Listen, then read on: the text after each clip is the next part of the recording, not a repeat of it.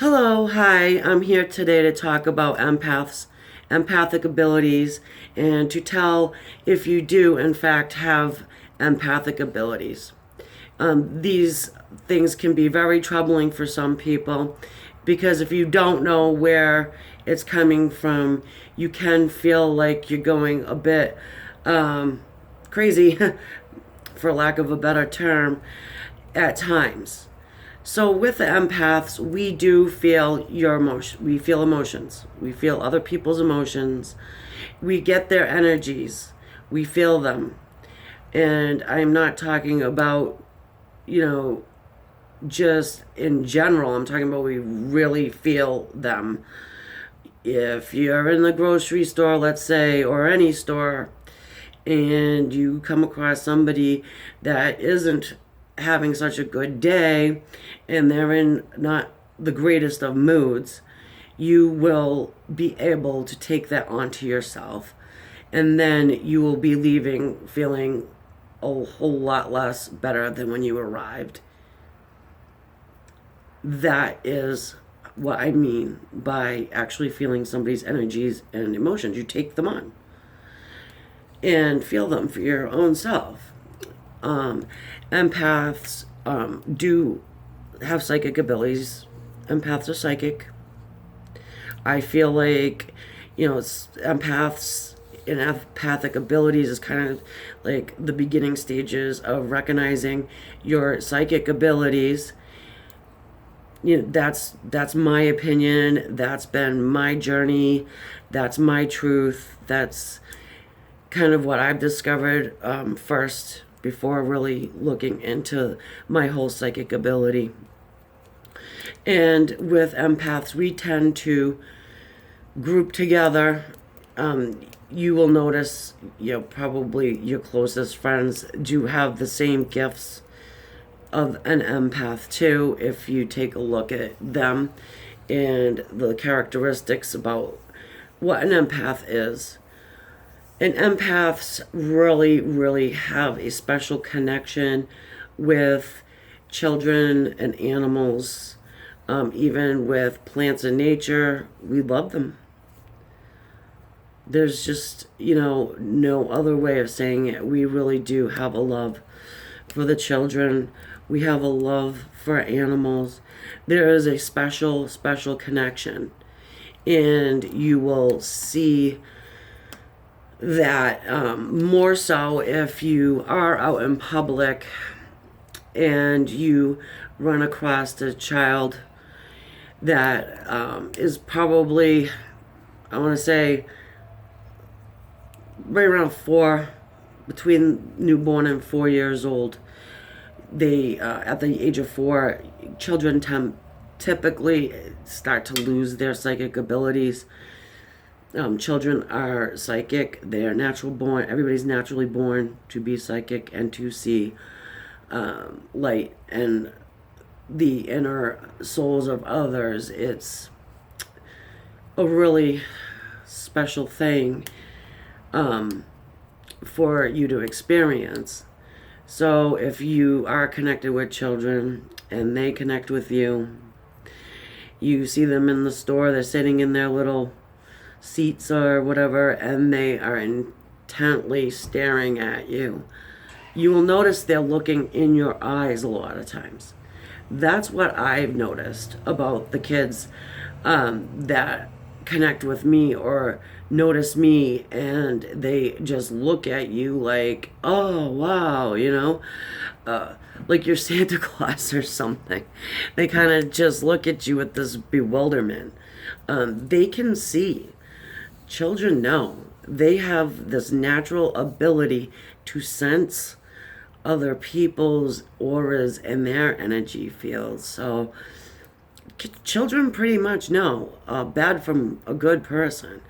So if you're experiencing that and you just want to go up to the child and say, hey, what's your name, and kind of communicate with the child, you got to watch out because you have to fight that urge.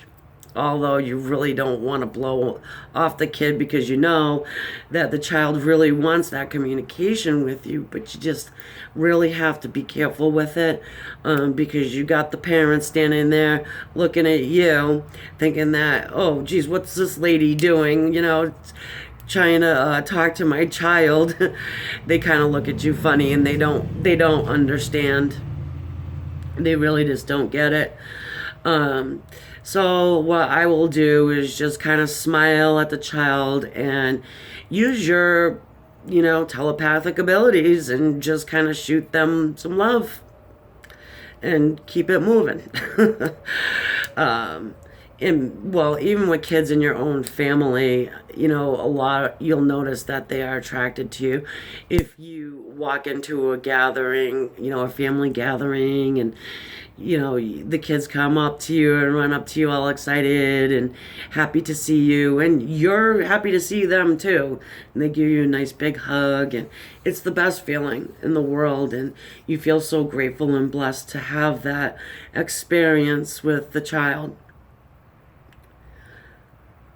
Again, the parents kind of, they kind of don't understand, so they may have their eyes on you, like, what the, why is she so up, also lovey with the kids, and some people are just like that, and you just need to,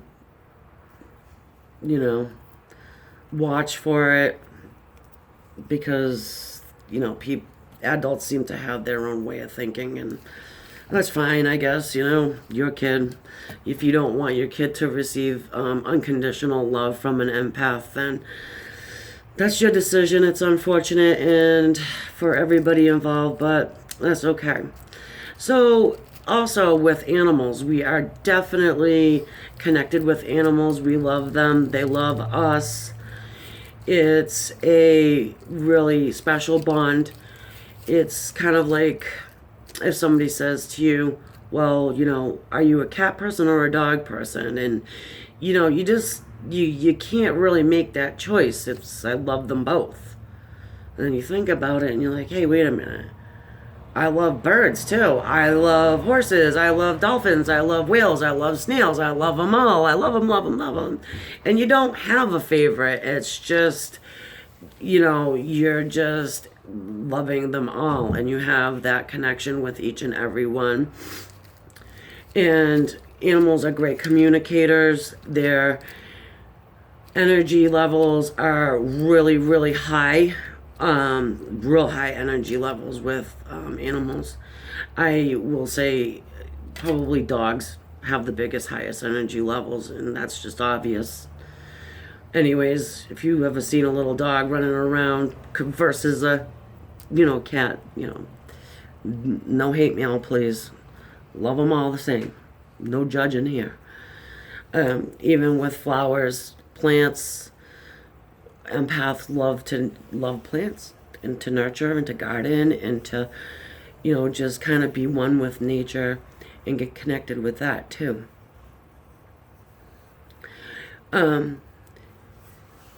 With releasing the good and the bad energy that you collect. Okay, because we established that we do receive energy from other people. So you have to it's the same thing with the good energy too. You need to release that also. That balance is pretty important to keep yourself on an even keel, so you're not kind of having the mood swings and that kind of behavior that's bottled up inside of you. So releasing that love energy is just as important as releasing the negative energies.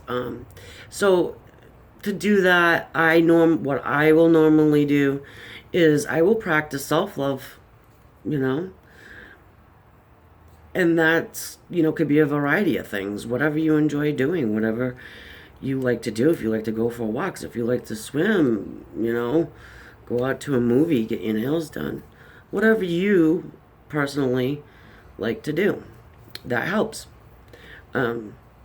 Charity work, even giving love out to the community like that. All of those things are good to do, because that love energy will well up inside of you too. And then all of a sudden, you see one of your friends and it's like, you want to give them some love, but it just kind of booms bang at them in the face, and they're like, hey, what are you on? They might think you're on drugs or something because you're just that happy to see them, and that it comes out in that way. With releasing the bad energies and the negative energies, I just, really suggest meditation. Here we go with the meditation, but it's the way to do it. There's no way around it. Meditate, meditate, meditate. Clear, cleanse, water. Good way.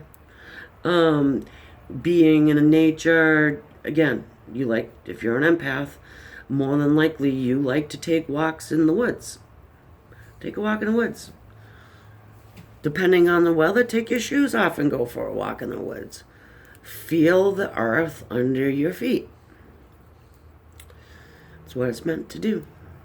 You get those energy levels back up. If you're not 100% sure still, if you are empathic, take a test run. Go out into the public, any store, and notice what you're feeling like before you get in there, to where you're at the end of the line and you're coming out. Has your mood changed? What are you feeling? I know for myself, my mood is probably about 50 to 100% different from when I walked in that door, depending on who's in there. If I run into children, I'm on cloud nine by the time I get out. Happy. But also there have been times where I've been in a crowded store and just getting bombed with energy, and everybody's got different energy. So you've got good, bad, and different. You got sad people, happy people, all around you, and it makes you kind of like dizzy, and it really does, and confused feeling, and you get this sense of, I gotta go, I gotta get out of here, So I have actually a couple of times just said, okay, that's it. I left my entire cart and my friend standing there, and I said, look, I gotta go. I have got to go. So this was before I really understood what being an empath is, and how to deal with receiving these energies. I actually will avoid going into a grocery store, or any store really. It doesn't have to be grocery store. I just use that for an example.